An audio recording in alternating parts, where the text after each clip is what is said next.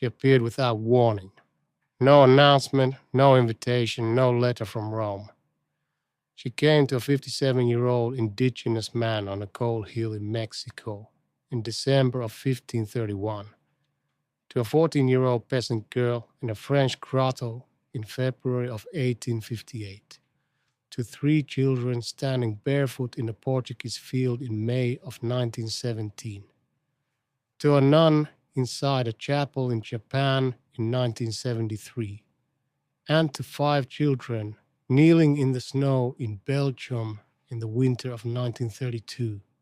She spoke in different languages. She appeared in different forms. She gave different names for herself in different places. And yet, at the heart of every message she left behind, one warning ran through them all like a thread of gold stitched into a tapestry that most of the world has never fully read. The Catholic Church did not approve these apparitions quickly or easily. It does not do that. Every one of these cases was subjected to years, sometimes decades, of rigorous theological investigation. Commissions were formed, witnesses were interrogated, miracles were examined by medical doctors, documents were written and sealed and reviewed again.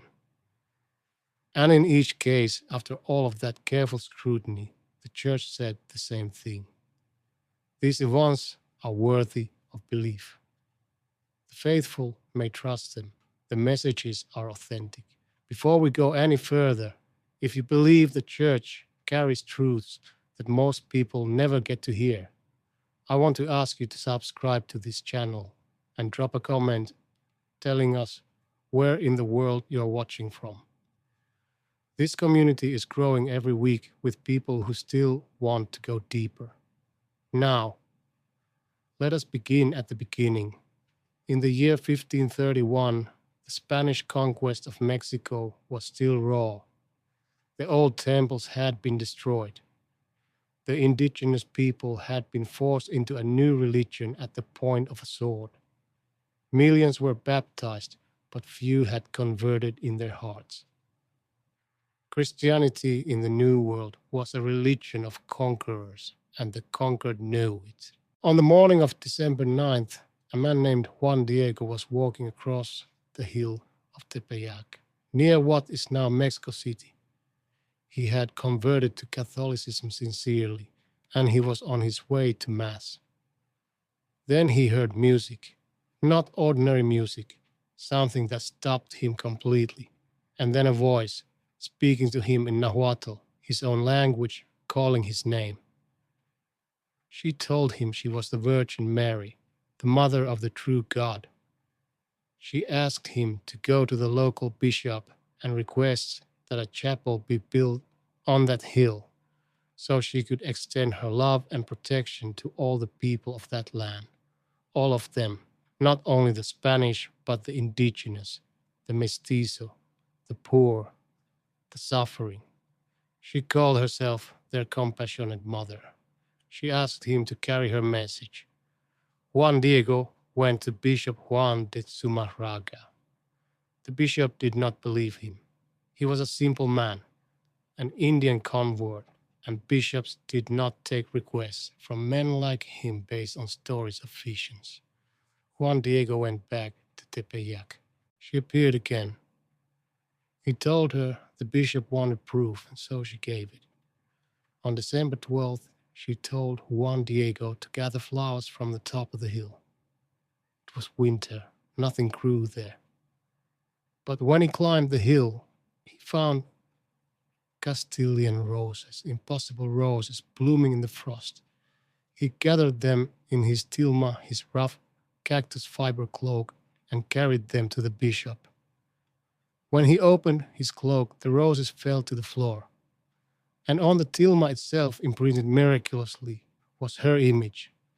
That tilma still exists.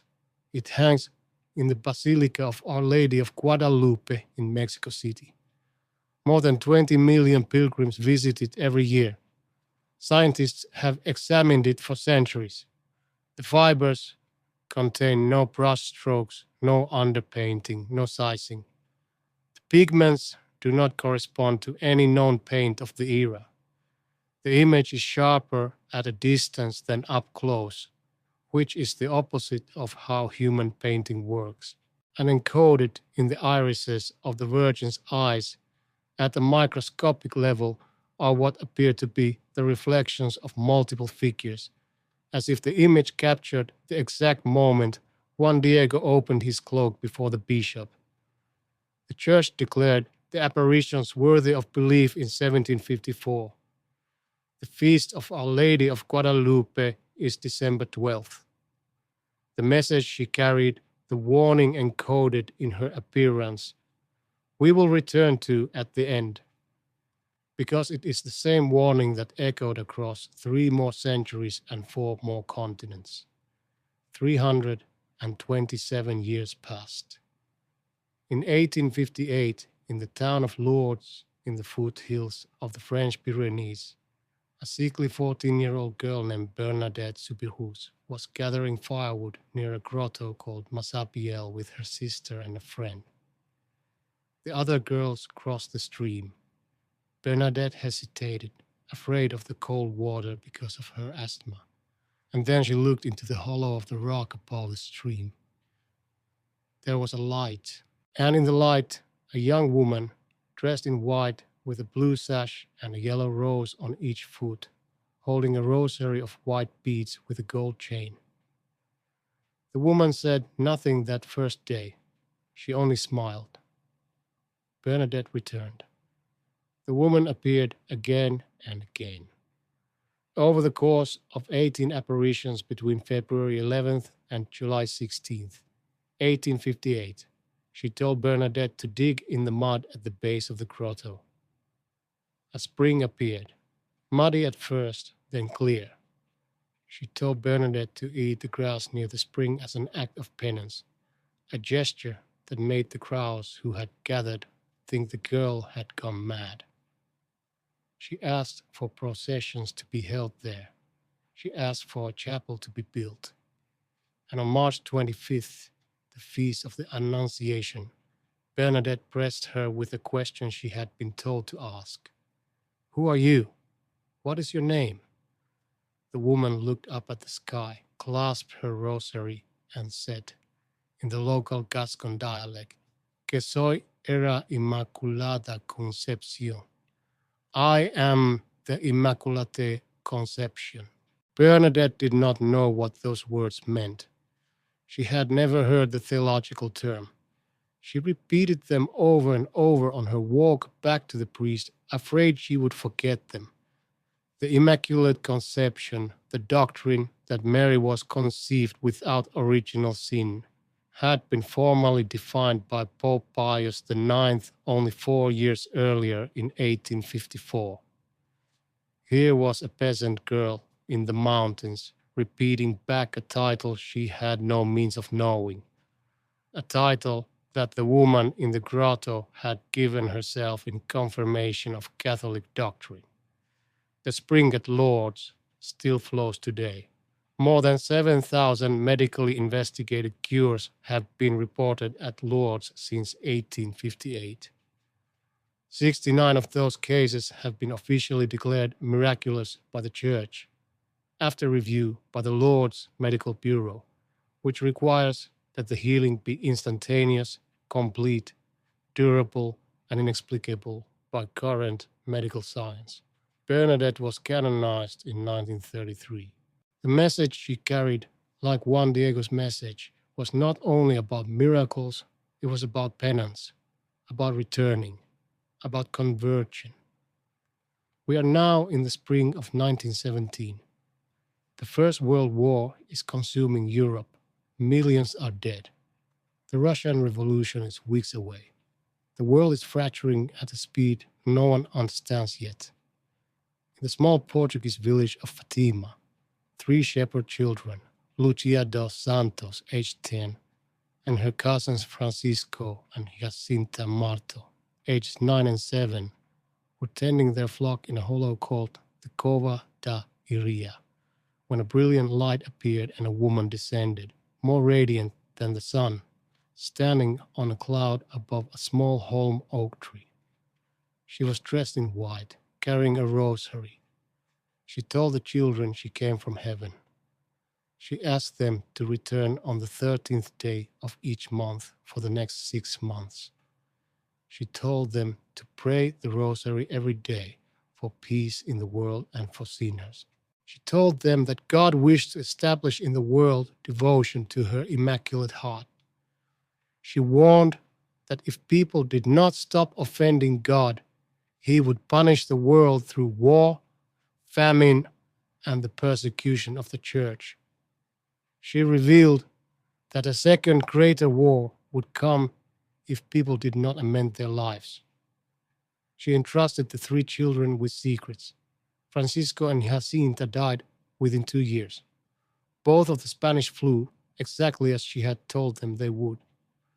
Lucia became a nun and lived until 2005.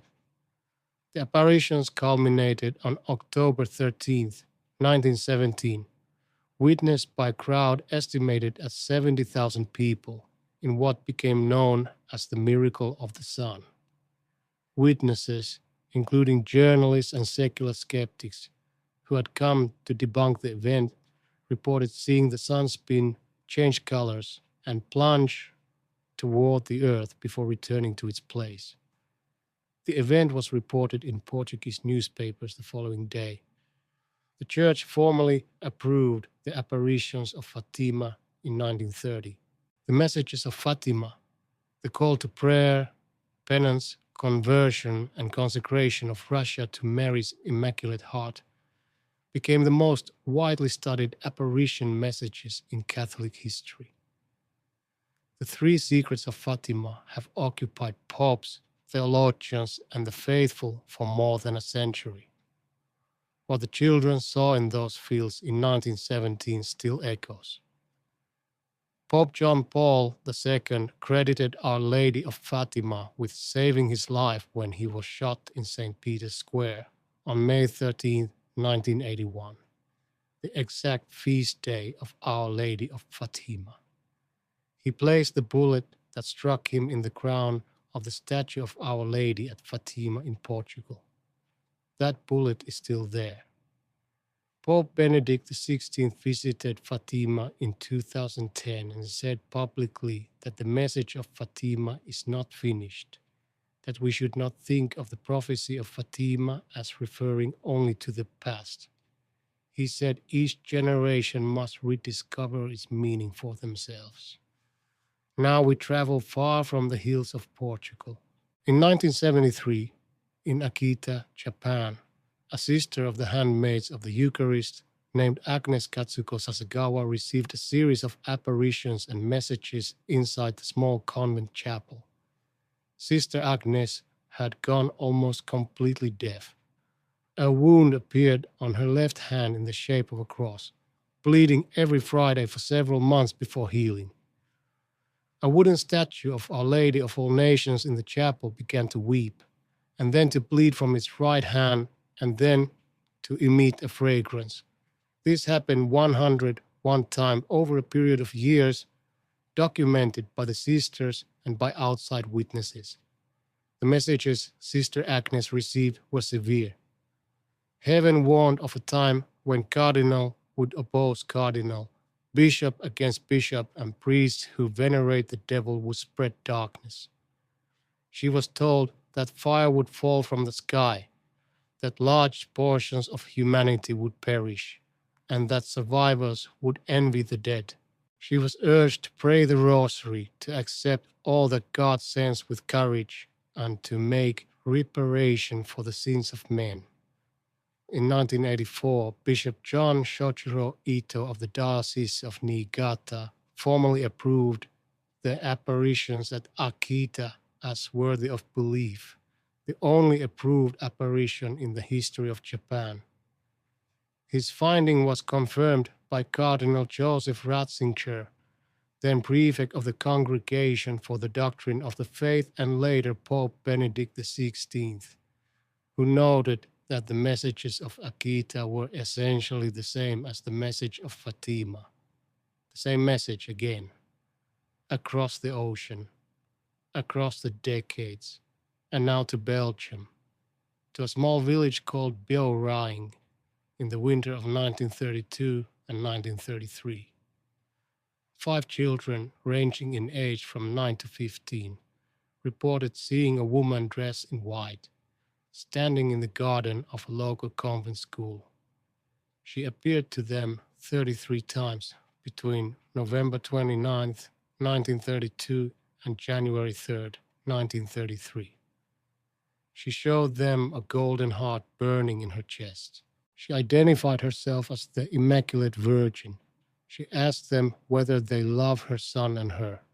She told them to be good always. Her final messages, given separately to the 2 oldest children, were brief and direct. To one she said, "I will convert sinners." To the other she said, "I am the Mother of God, the Queen of Heaven. Pray always." The apparitions at Beoraing were formally approved by the Bishop of Namur in 1949, and that approval has been reaffirmed by the Church in the decades since. There is a shrine there now. Pilgrims come every year. The woman of Beoraing asked for almost nothing elaborate. She asked for goodness, love for her son, and prayer. She asked for conversion. Now let us step back and look at all 5 together. In Mexico, in 1531, she came to a conquered people and showed that heaven had not abandoned them. And she brought a message about conversion and the extension of mercy to every human being. In France, in 1858, she came to a poor sick girl and gave the church her name, confirmed her doctrine, and pointed to penance and the healing that comes through it. In Portugal, in 1917, she came to 3 small children at the hinge of a catastrophic century and warned that the errors of the world, if unchecked, would bring destruction. And she named the remedy prayer, penance, consecration, and the rosary. In Japan in 1973, she repeated the warning with even greater urgency, and the messages were so close to those of Fatima that the Church's own theological examiner saw them as one continuous voice. In Belgium in the 1930s, she came quietly in winter to children too young to understand geopolitics, and she said the same essential thing: be good, pray always. She would convert sinners. 5 apparitions, 4 countries, 4 centuries, one consistent message: pray. Do penance, return to God, trust in the rosary. Conversion is possible for any soul, no matter how far gone. And if the world does not listen, there will be consequences that no human authority can stop or undo. This is not the message of a religion that wants to frighten people into submission. This is the message of a mother, and any person who has watched a parent beg an adult child to turn their life around knows exactly what that voice sounds like. Not threatening, aching, urgent, still hoping. The consecration of Russia to the Immaculate Heart of Mary, requested at Fatima and echoed in the message at Akita, was performed by Pope John Paul II in union with all the world's bishops in 1984. Lucia, still alive at the time, later confirmed the consecration had been accepted by heaven. Pope Francis visited Fatima in 2017, the centenary of the apparitions, and canonized Francisco and Jacinta Marto. He performed another act of consecration before the statue of Our Lady of Fatima and spoke about the urgency of the Rosary and the need for global conversion. Agnes Sasagawa, the visionary of Akita, is still alive today in her 90s. Her hearing, which had returned after a cure she attributed to Our Lady, has reportedly failed again in recent years. She continues to pray. The tilma of Juan Diego, the cloak on which the image of Our Lady of Guadalupe appeared nearly 500 years ago, has survived floods, chemical testing and a bombing in 1921, when an anarchist hid an explosive device in flowers placed at the altar directly beneath it. The explosion destroyed the marble altar and bent the iron cross. The tilma was unharmed. The spring at Lourdes continues to flow. More than 200 million pilgrims have visited the grotto since 1858. The wooden statue at Akita, the one that wept and bled 101 documented times, stands in the convent chapel to this day. The shrine at Beaurain receives pilgrims every year, most of them quiet, most of them ordinary, most of them coming not for spectacle but for something harder to name.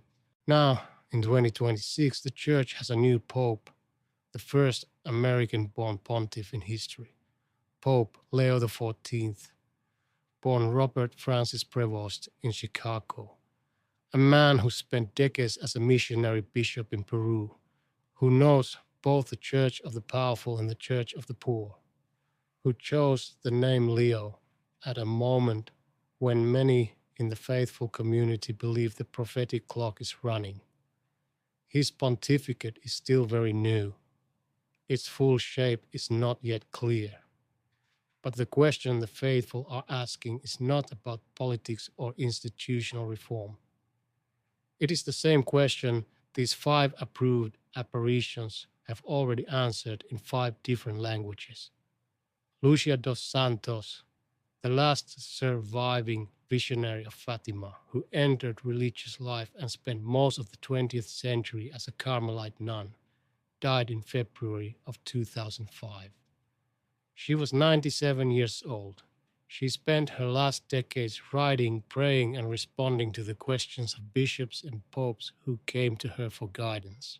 She maintained until the end of her life that the messages of Fatima were urgent, that they were not yet completed, that the world was still being invited to respond. She said that more than once in more than one letter to more than one Vatican official. The response has not come. The invitation remains open. The request stands. Think about that. Nearly a century after a woman in white stood over a field in Portugal and asked 3 children to carry a message to the world. The messenger was still alive, still watching, still waiting for the answer. And the answer, as she saw it, had not yet arrived. She did not say this with despair. She said it the way a person says something they are absolutely certain of, matter-of-factly, without drama, as if stating the weather. The message was given. The remedy was named. And the world, for the most part, had moved on, but some had not. The people who come to Guadalupe in December, the millions who make the pilgrimage on their knees across the plaza toward the tilma, do not believe they are participating in a historical reenactment. They believe she is still there. They believe the message she gave in 1531 is still active, still extended, still waiting to be received by anyone willing to receive it. The people who come to Lourdes and lower themselves into the cold spring water believe the same thing. The healing is not a past event, it is a present reality, available to anyone who asks with faith. The sisters in Akita, who have cared for that small wooden statue for more than 50 years, believe they are caring for something that is not simply an artifact. They believe the tears were real. They believe the messages were real. And they believe the warning has not been withdrawn. One warning given 5 times across centuries and continents. The door of conversion is still open. The rosary is still in your hands. The heart that kept asking for your return has not stopped. And the time to answer has not yet run out. That is what the church approved. That is what heaven said. And that is why, whether you kneel at the basilica in Mexico City or light a candle in a small parish on a Tuesday night in a city no one has ever heard of. The message arrives the same way it always has, not through power or spectacle or institutional authority, but through the quiet insistence of a mother who believes you are still worth calling home. Whatever this year brings for the Church, whatever Pope Leo XIV does or does not do in the months ahead, whatever the world looks like when you close your eyes tonight, these 5 approved apparitions say the same thing to you that they have said to every generation that came before yours. Pray. Convert. Do not be afraid. She has not stopped coming. And if you have never prayed the rosary before, or if you stopped years ago and do not know how to begin again, consider this the invitation you have been waiting for.